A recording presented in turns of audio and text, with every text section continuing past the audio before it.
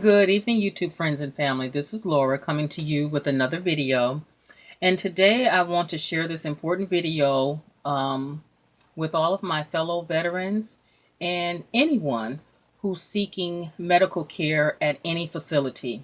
I want to share this video with you to help you to become an empowered and informed patient. The information that's going to be included today will have 4 tips on how you can maximize your time with your doctor during your doctor's appointments. Now, I haven't entitled Maximizing Your VA Hospital Medical Appointments, but this can apply to anyone who's seeking treatment or attending a doctor's appointment. This information can be used for that. So let's get started. My friend, have you ever forgot to ask a question during your doctor's appointment and you got home and that's when you remembered it? I have. My friend, have you ever gotten home and totally forgot the instructions that the doctor gave you, or were unclear about something that the doctor told you to do? How to take a medication, how to prepare for treatment. Have you ever been there?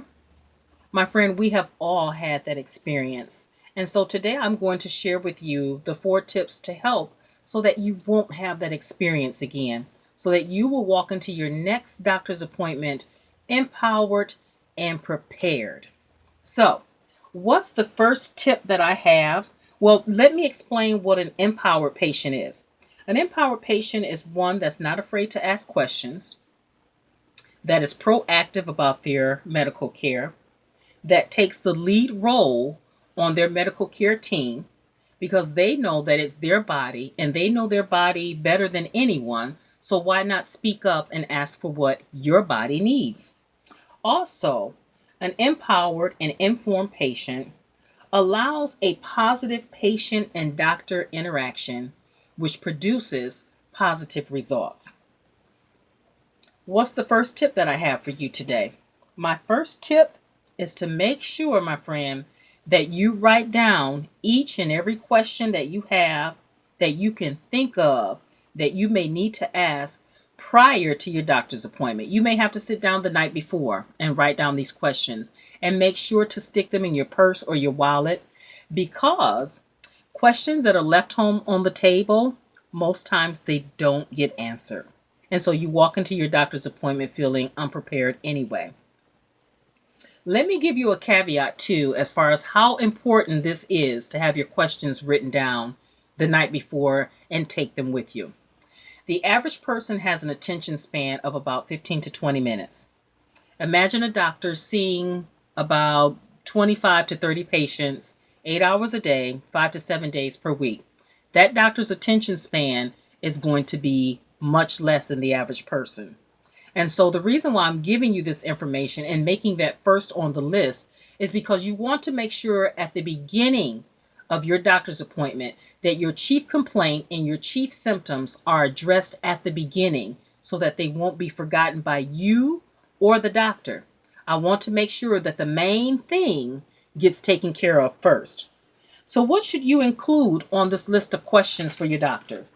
You need to include any questions that you may have regarding lab results, side effects of any medications that you may be taking, possible drug interactions, and possible reactions to any prescribed medication recently or in the past.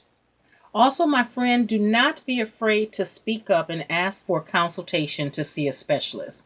It's okay to do that. Never be afraid to ask for any additional testing that you feel may enhance your treatment plan.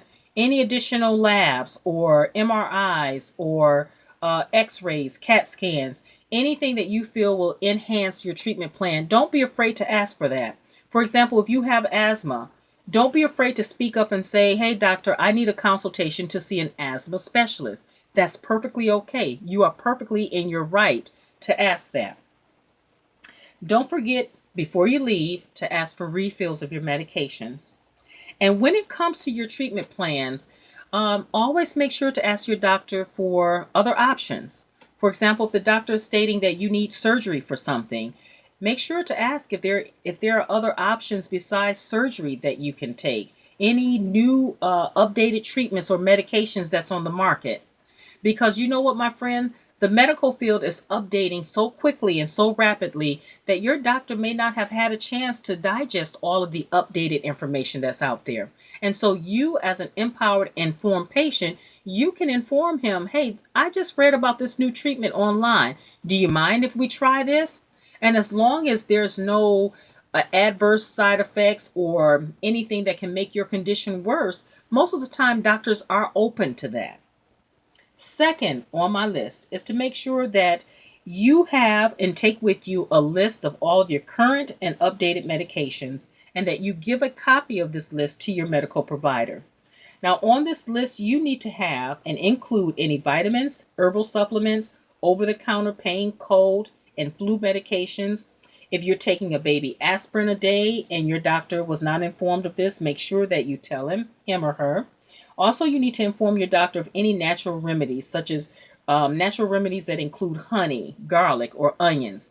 These natural remedies can have an adverse reaction to any medications that your doctor may prescribe you. They may cause an adverse reaction. So it's very important that you inform your doctor of that. The second part to tip number 2 is to make sure that you are aware of any drug allergies that you may have. If you've ever experienced any type of swelling, um, hives, itching, any type of difficulty breathing or wheezing from taking a medication in the past or recently, make sure your doctor is aware of that. Make sure that information is contained in your medical file and that your file is flagged. For example, if you are allergic to penicillin, make sure that that information is contained in your file and your file is flagged that you are allergic to penicillin and you can't take that medicine. Because if something should happen and you're unable to voice what needs to happen during an emergency, that you may have a medical emergency, then if you're unable to voice that, the doctor may say, hey, give this person so many doses of penicillin. And if you're allergic to that, that can make your condition even worse. So make sure your doctor is aware of that. Know your drug allergies, make sure they are on file. So I'm going to conclude this video at this time. You will have to join me for tips number 3 and 4 on part 2 of the video. And as always, if you like the content of my YouTube channel, please like, subscribe, leave a comment, or share. I hope this information was very helpful to you. And as always, until we meet again, bye-bye, my friends.